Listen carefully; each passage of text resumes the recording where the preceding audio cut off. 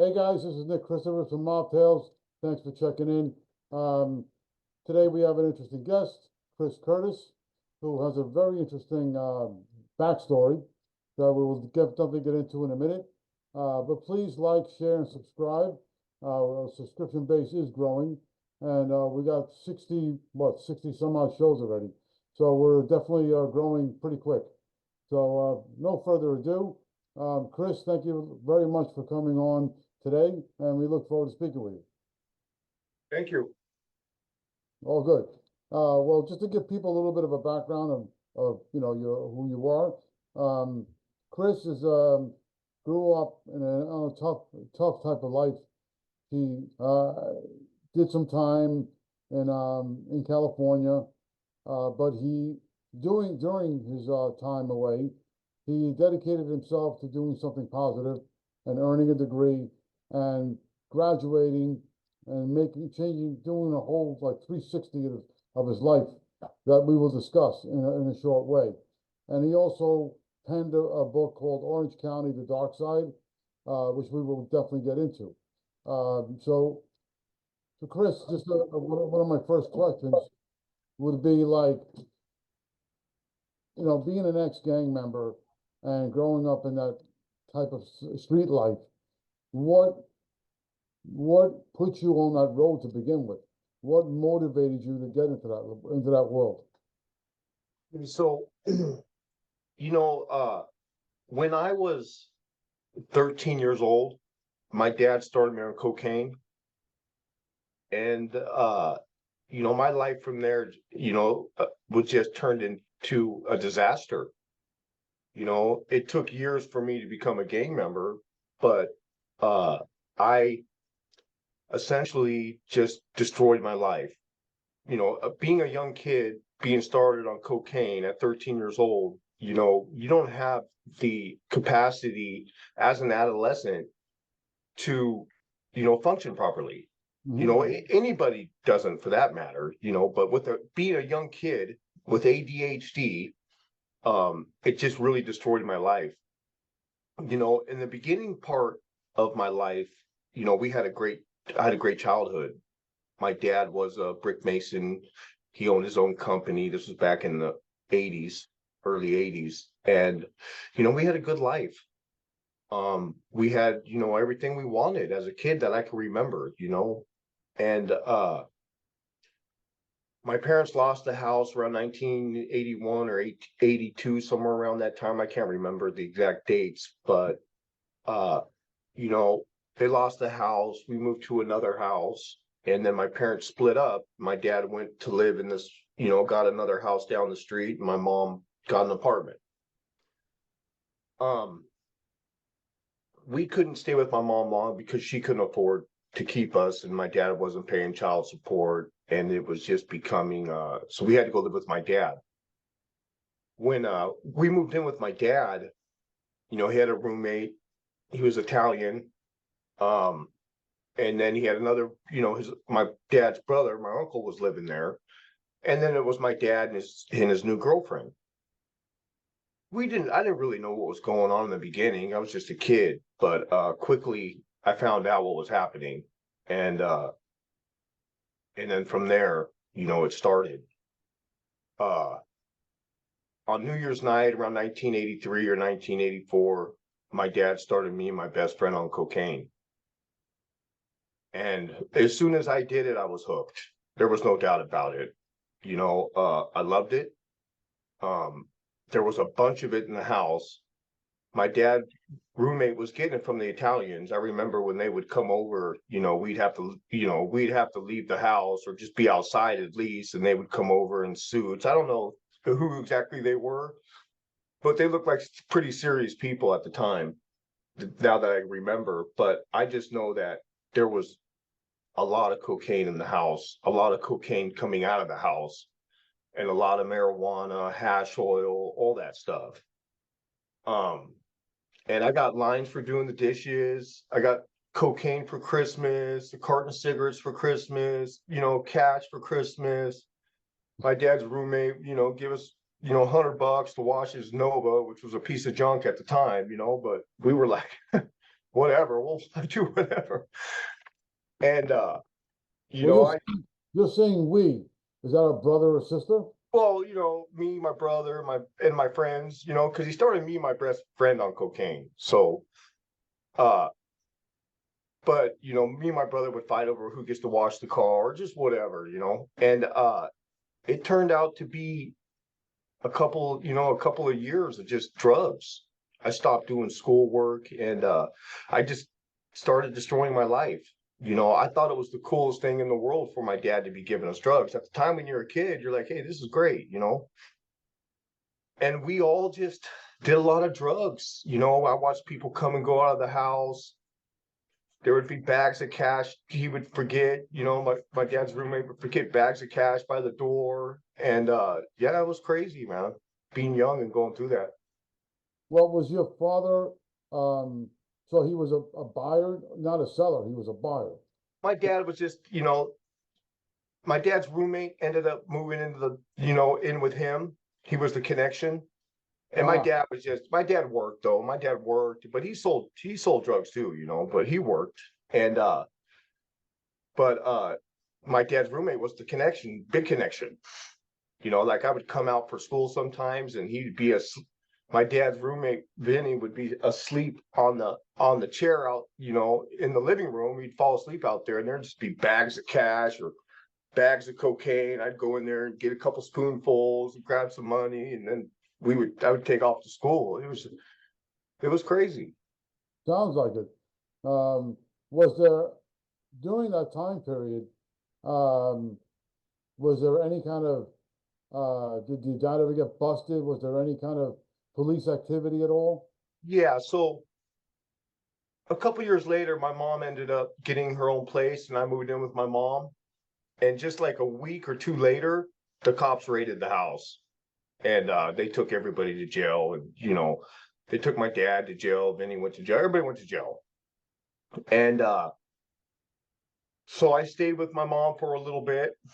And then once again, my mom lost the place. And I ended up going to live with my dad and his girlfriend down the street in an apartment. My dad was on probation. He only had to do a couple a couple weekends in jail. He never had a record, so you know he wasn't the main guy. So he had to do a couple weekends in jail. But then you know at that point though, you know the connection was gone. So like you know my dad was you know have me going down to Santa Ana, which is like L.A. to go get cocaine for him now because he didn't know where to get it like I did. And that turned into a big old mess too, because if I wouldn't go get him cocaine, uh, he would put me on restriction. Like he wouldn't do it like just blatantly, but like, oh hey, you didn't take the trash out, you know, you're on restriction. And then you come in, you know, 5 minutes later and say, hey, can you go get me some coke now? Oh yeah, of course. I was a kid. Yeah, all right. But I didn't even really realize that he was putting me on restriction that until I was sitting in prison. You think a lot in prison until I really understood, like, wait a minute, this dude put me on restriction for not getting him cocaine, you know? Oh, so at this point you were like, what, 15, 16? Yeah. Yeah, at that time I was like 15, 16 years old. Yeah. Wow, that's pretty crazy. Yeah. So well, the thing that I think a lot of people would be curious about is that when you went to your mom's, was your mom aware of what was going on? Um, they kind of figured it out because there's a bar down the street that everybody's been going to this bar since I was 7 years old. And that's where my dad went to sell cocaine. And, you know, my mom went there to drink. And it's just the neighborhood bar like you guys got out there in your neighborhoods. Mhm. So people were talking because my mom's friends would be coming over to buy cocaine. Everybody, in the 80s, everybody was doing cocaine. A lot of people were, you know, not everybody, but a lot of people were.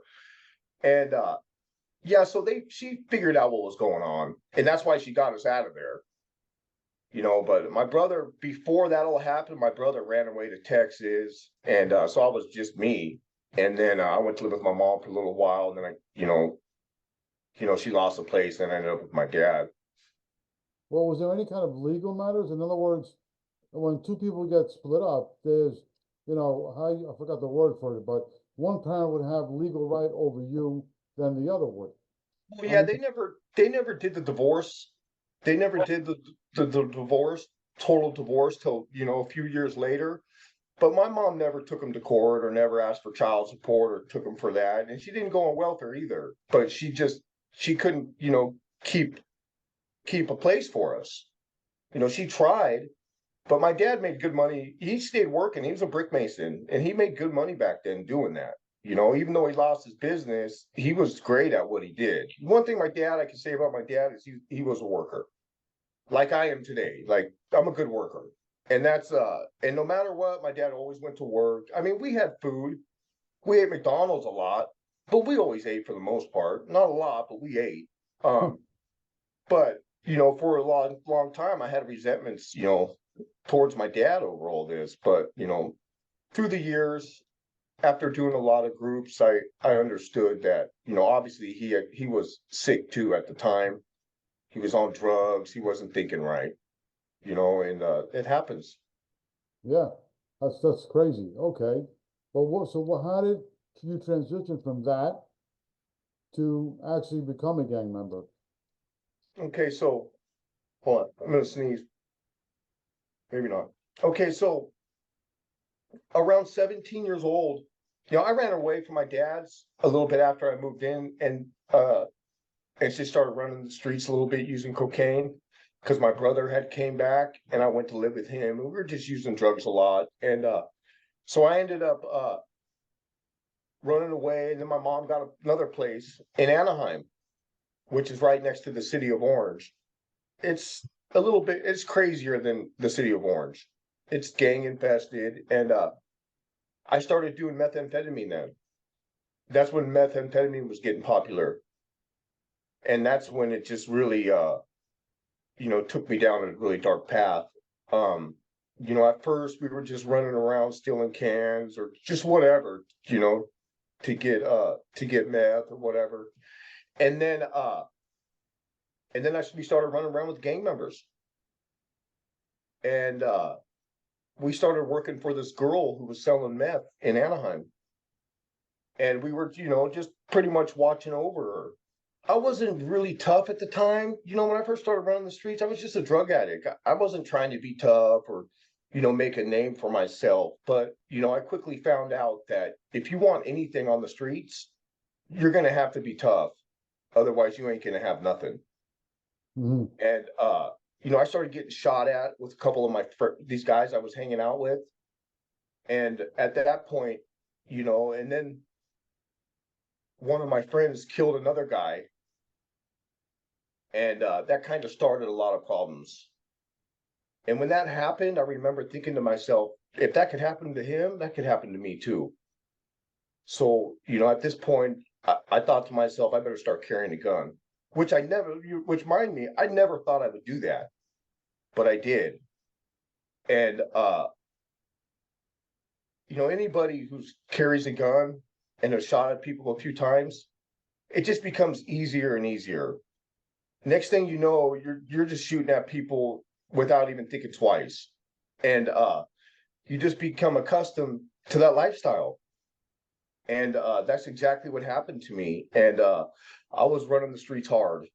You know, we were selling drugs, we were robbing people, we were doing whatever we had to do to survive. And it turned, you know, eventually what happened was I ended up shooting two people. I got caught for a shooting and I shot two people in 1995. So were you part of a gang at that time or no? Yeah. Well, yeah, I was running around with crazy white boys. Oh, okay. Yeah, they're crazy, that's for sure. Was there, what set up that moment when you had to shoot somebody? What brought it Okay, to that so level? I was me and my buddy, we hijacked this truck one time in Anaheim. We hijacked this truck. We were driving down the street and this dude jumps out of a truck and he's like, hold on. He gets out while he's going to deliver a package. He jumps in and we take the guy's truck. So we're flying down the street, you know, down Beach Boulevard. This was, you know, in the 90s. And we got rid of the truck and then we split up you know, because at that time you get caught doing doing a carjacking, you're getting a life sentence. We're like, yeah, we split up. And I ended up in this house in Anaheim. I seen this guy walking down the street. I got my backpack on me with, my gun, drugs, and everything. I'm trying to get off the streets. And I asked this guy, I go, hey, you do meth? And he's like, yeah. I'm like, hey, let's go to your house. So he's all right. So we go around the corner and go in this house. There's a bunch of people in this house, like pretty much, kind of in our neighborhood in Anaheim. We didn't even know it was there. I'm like, wait a minute, who are these people? And what happened was I rented a room there. And I'm like, oh yeah, this will be great to sell drugs out of. So the first night we're there, me and Crystal and my buddy and my other buddy, we're in the house and we're weighing out drugs and getting ready to take off for the night. And the girl comes in and says, hey, this guy wants to buy an ounce of dope. I'm like, well, tell him to come in, and the dude wouldn't come in. I'm like, all right, I'll go out there. So, I grab my gun and grab the dope. I go out there. This is like right by Disneyland, right across the street from Disneyland, pretty much. And I tell the dude, hey, give me the money. He's like, no, give me the dope. And I showed him my gun. I go, dude, if I wanted your money, I would just take it from you. So he throws the money on the seat. It's a big wad of cash. It looks like it's right. So I pick up the money. I put the dope on this, throw the dope on the seat, and he just takes off. So I'm thinking in my head, is this guy money fake or whatever? So I start shooting at him.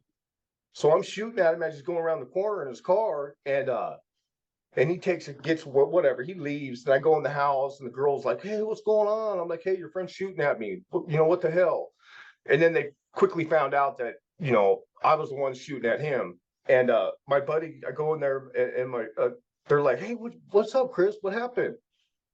So I'm like, count the money. So they counted the money. It was $5 short. So this dude, takes off over $5. I don't know what he was thinking, but in my mind, I'm like, what's going on here? Why are you taking off like that? So I just started shooting at him.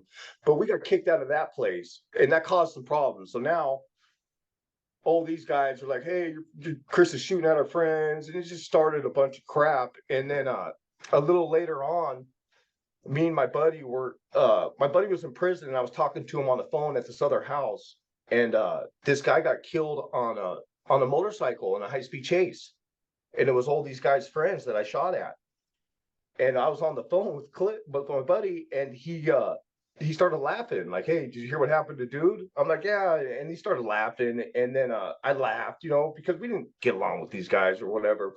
But there was this girl there that was friends with this guy and all these other people. So she went and told them, hey, Chris is laughing at dude getting killed on the motorcycle. So now all these people are calling Crystal, telling Crystal, hey, we're going to get Chris. And so Crystal calls me and tells me, and, we're like laughing, like, okay. So a couple months later, I run into these guys. There's like 7 of them. I didn't know it was them at first, but I pulled into up to an apartment complex with this girl. She was dropping something off, and I seen a bunch of guys standing down the way. I didn't recognize them, so I didn't, so I wasn't just sitting there in the car. I got my gun on me, so I don't care. And then these guys split, and the girl tells me to come up in the house. So I go up there. It's an apartment, and I'm sitting on the couch, and these guys come inside the house. And they look at me, and I look at them, and I'm like, okay, I know who these guys are now. So they just looked at me and kind of split. So I told the girl I was with, I'm like, hey, we're leaving. And this other guy, this older dude, comes out. He's all tatted back. He goes, hey, these guys are going to be waiting for you out there. And I told him, I go, look, you got kids here. I'm not trying to bring you any problems, but if these guys try anything, I'm going to shoot them. I'm just going to shoot them. And I told the girl, we're out of here, because I don't know if they're going to get guns or more people or whatever. I'm getting out of here. My best chance for survival is just to get out. So we start leaving, and there's like those 7 guys are standing at the bottom of the stairs. So I told the girl that I was with, I'm like, just get in the car, just get in the car. These guys ain't going to do nothing to you, And she goes before me, she gets in the car, and I come down the stairs, and I got my hand in my pocket, and I'm like looking at them like, hey, what's up? And they're ignoring me, like, like, what's up? And then, so I go to get in the car. And once I get in the car and shut the door, they rush the car, and they're hitting me through the window. And then they start opening the door, and I got a bunch of money and drugs on me. So I just started shooting, I just pulled out my gun and just started shooting. And I shot 2 of them. And that's how that happened. Wow. Yeah. Now, these guys were obviously these guys were fellow drug dealers.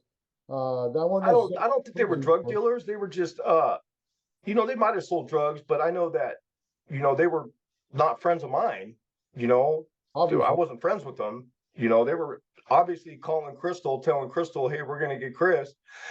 And Crystal told him, like, if dude, I'm telling you right now, if you go after Chris, you're gonna get shot. You know, and they should have listened, you know. And I remember when, you know, I got out of the car after I shot the guys. I didn't know how many people I shot at the time, but I get out of the car and the one guy's crawling like across the pavement, like across the sidewalk. And I turned him over like, dude, are you fucking stupid or what? You guys know I carry a gun. I've shot it. You know what I mean? I'm just thinking at this point, I'm mad because it's like on a Friday night. There's people watching everywhere. I'm busted. There's no way I'm getting away with this. And not even like 10 minutes later, after I left, the police paged me on my pager saying I should come turn myself in. It only took 10 minutes for the police to page me on my pager. So, you know, that's how I knew I was busted. And yeah, so I went on the run and started, you know, just getting chased around, you know, Orange County. You know, they were raiding houses looking for me. And eventually, a couple months later, they surrounded me on my motorcycle and I got in a high-speed chase. And I was, you know, flying through Anaheim, getting chased by the helicopter and the cops for like 20 minutes. And then I crashed and, you know, they got me. But that's how that happened. Then I went to prison.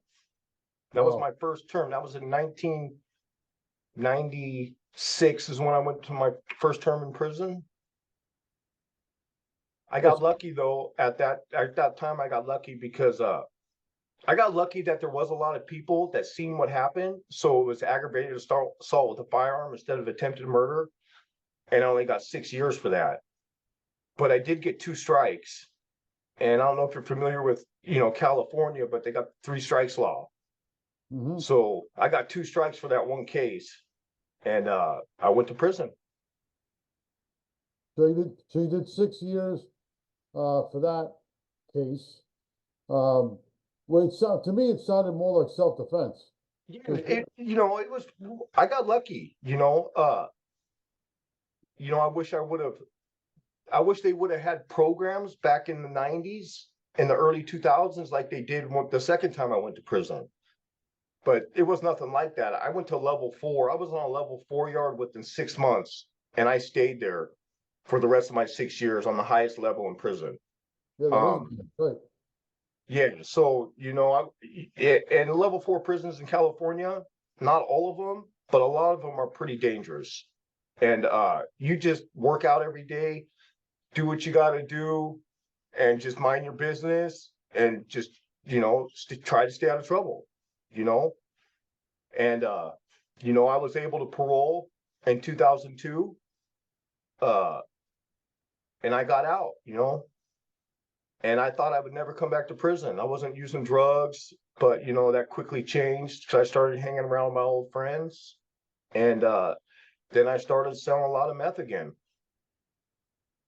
So you went back where you started, basically. Yeah, I was right back where I started. This time it was even I was a little bit more the second time after getting out of prison the first time, I'll say this. I was a little bit more Careful. responsible. I was a little bit more smarter. Like I wasn't like in the 90s before I went to prison, I was out of control. I didn't care about nothing. I was just shooting at everybody. I was doing stupid things. But the second time I got out, I was a little bit smarter. I started selling meth for some Mexicans out here in Orange County, and I was running it from state to state. You know, I'd only stay in Orange County for, I don't know, 24 hours, and I'd get out because at this time the parole department was looking for me. So I knew like they didn't want to stay in Orange County more than 24 hours. So I would rent a car and take off to Arizona, where I would drop off a bunch of meth, and then I'd take off to Idaho and do the same thing. I just kept doing that for a while. But it didn't, I stayed, one time I stayed too long. I stayed for 2 days.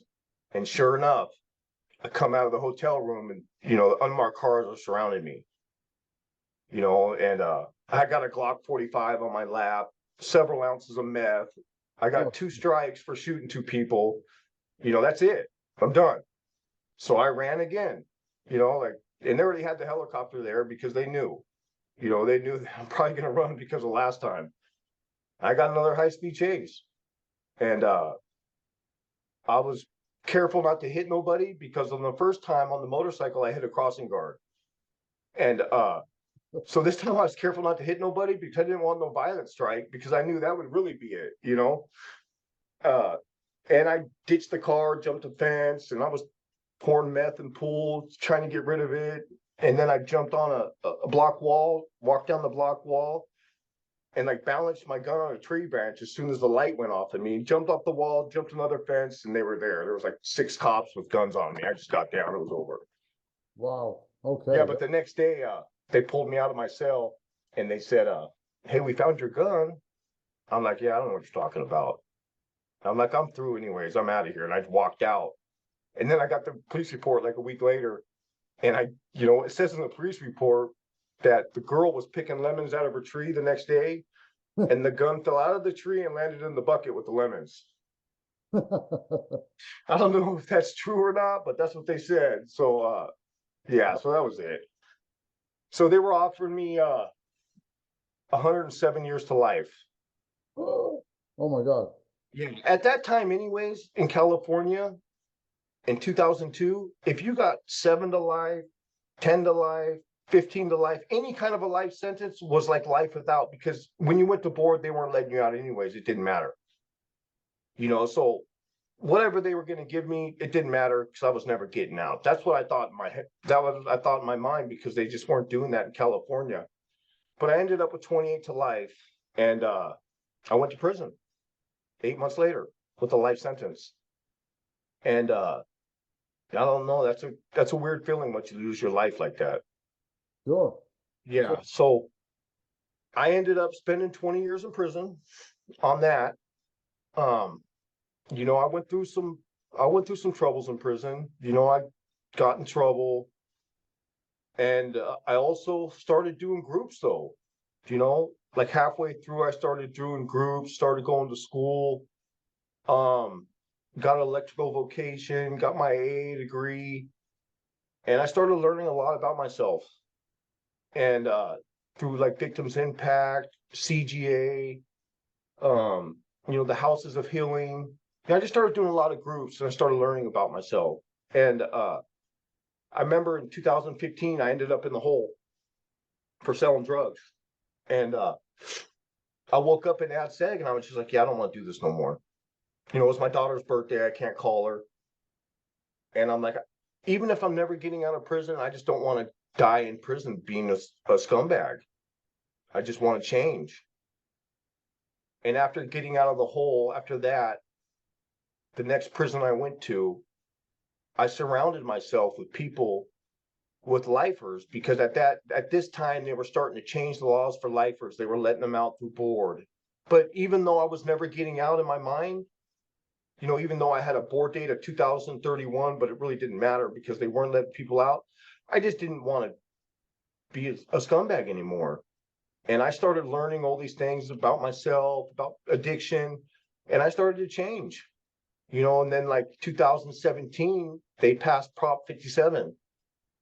Whereas if you're a non-violent three striker and you got 15 years or more in, and you can get through the board of prison terms, which is BPH, you can get out no matter how much time you have left. And I didn't know if it was true or not. I just, you hear all this stuff. But then during COVID, I get a slip in the mail that says, hey, you're going to board in 90 days or 6 months.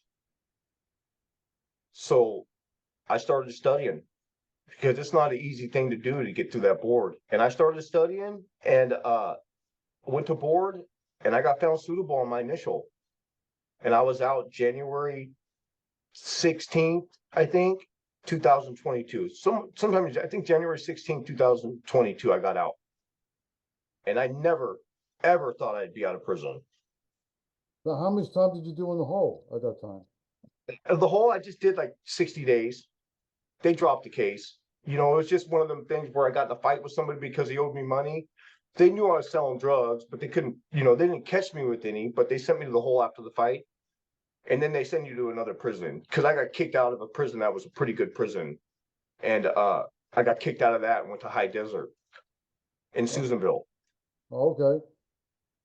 Well, this is, I mean, for people that are listening, especially young people, um, I think what you're trying, what you have been pushing to do is try to educate people of young, especially young people, to avoid this kind of type of life, to avoid, you know, ending up in prison and things of that nature.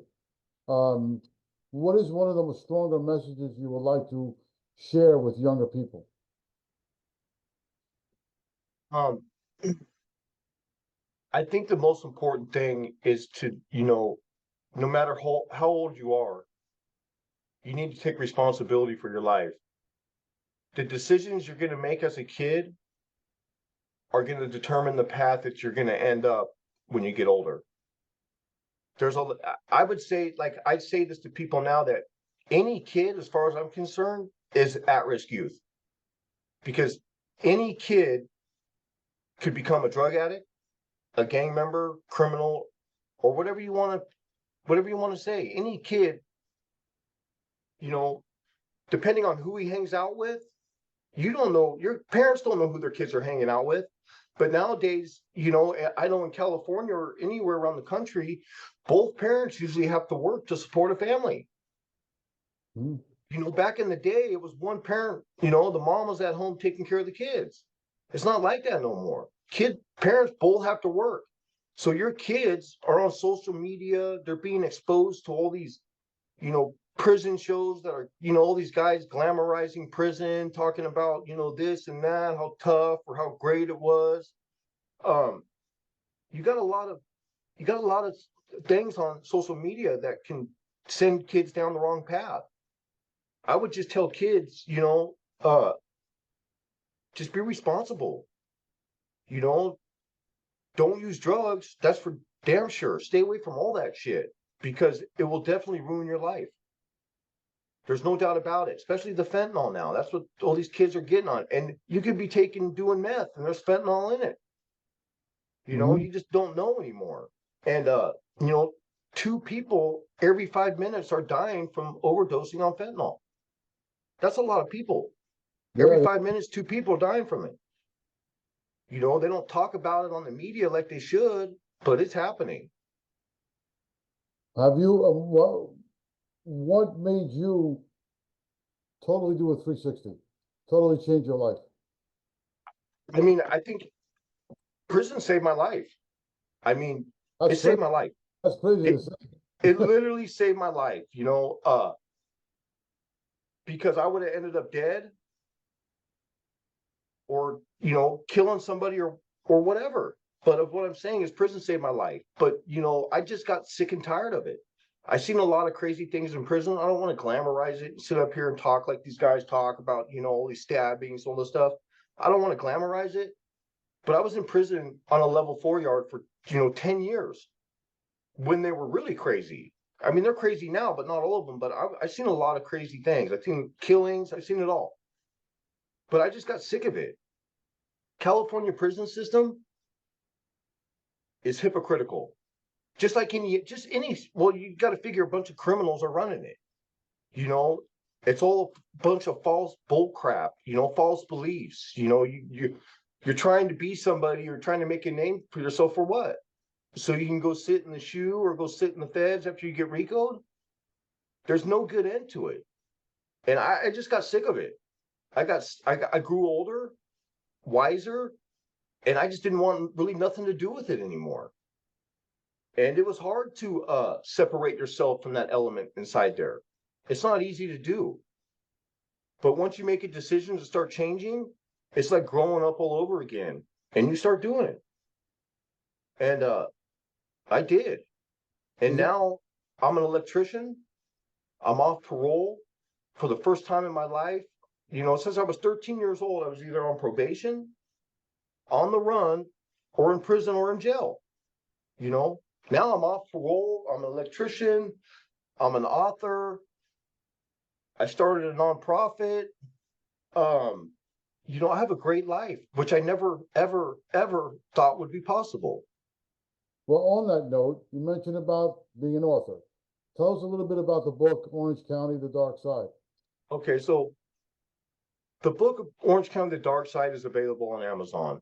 Um, it's a biography about my life, about how it all started and how it all ended and what I had to do to get out of prison. It's exciting. It's a great story for somebody who wants to read it to really understand that it doesn't matter how far gone you were, you could change. Because if I could do it, anybody could do it. A portion of the money is going to at-risk youth. It's on Apple Books too, where you can get the audio version of it. Or you can go to www.star2023.org. That is the nonprofit that I'm part of. All my information for the book should be up there in like a week or so. But what we're trying to do there is we're trying to, like, for me, for my part of it is I'm going to raise money for at-risk for kids for sports, because it's expensive, and then my 5-year goal is to open up a couple of vocations for electrical and have them fully paid for kids who can come out of high school, go to these locations for free and become electricians. Because people don't have money for college these days, or they don't want to go to college, but even if they want to go, they can't, because they can't afford it. Yeah. So this program you want to start really is for, intents and purposes, is more for young men and women who unfortunately don't have the resources for, let's say, college. For anybody. Like I said, for me, I think any kid is at risk youth, because they're all in jeopardy of becoming drug addicts, criminals, or gang members. Doesn't matter where you're from, what part. It doesn't matter, because they got social media. They get on the social media, they're talking to everybody all over.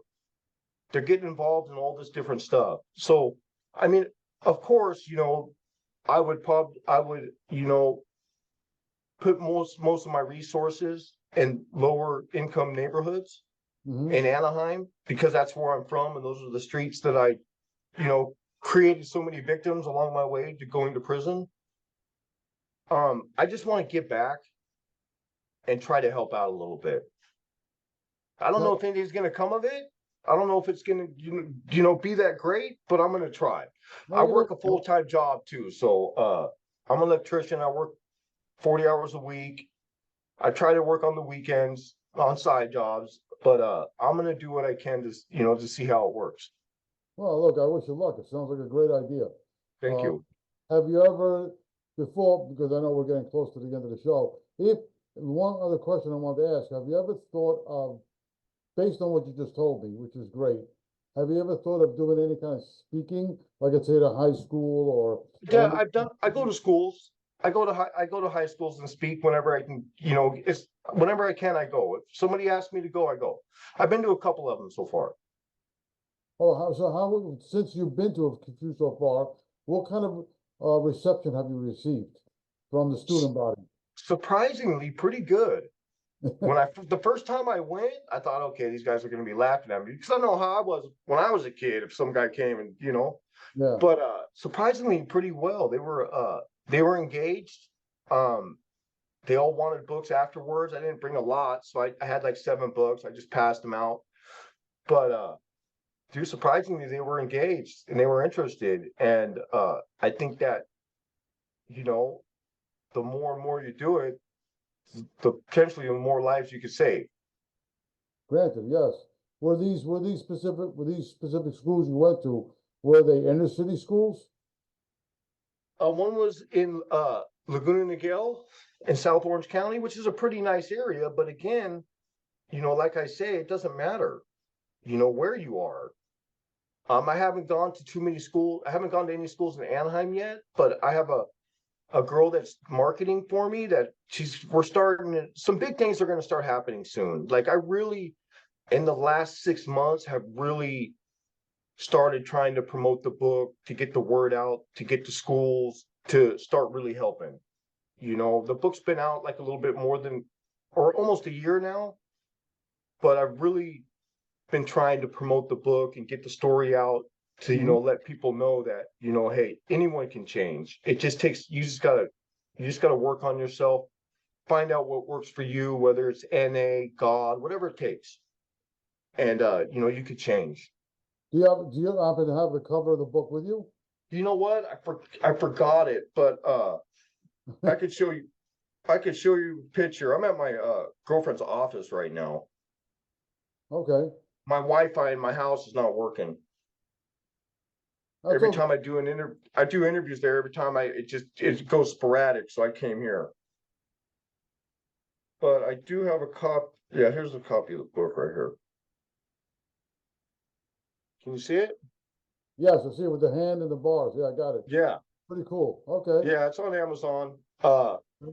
This If way, some, it says the people that are watching the show, they can say, okay, Yeah. that's what it looks like. They know where to go. yeah, and if somebody wants, you know, to buy autographed copy, they can email me at chriscurtis8083@gmail.com, and I could sign one and send it to them. Otherwise, you could buy it off Amazon for the same price. They got hardcovers, you know, ebooks or whatever. Awesome. All right. Well, Chris, listen, I really thank you very much for coming on. I mean, I know we can talk about a lot more, but Yeah. we're all limited on time. But I definitely thank you very much for coming on the show. I do wish you a lot of luck, everything, especially the vocational idea, which is awesome. Yeah. And I'm, like I said, I'm thankful for you coming on, and I wish you all the luck in the world, and we'll definitely stay in touch, and maybe we'll do a part two. Who knows? Okay. Hey, thank you. You have a good day. You too, man. Thanks, Chris. All right. Have a good day. You too. Well, thanks, guys, for checking in on Mob Tales. Please like, share, and subscribe. Leave any comments, and we definitely appreciate it.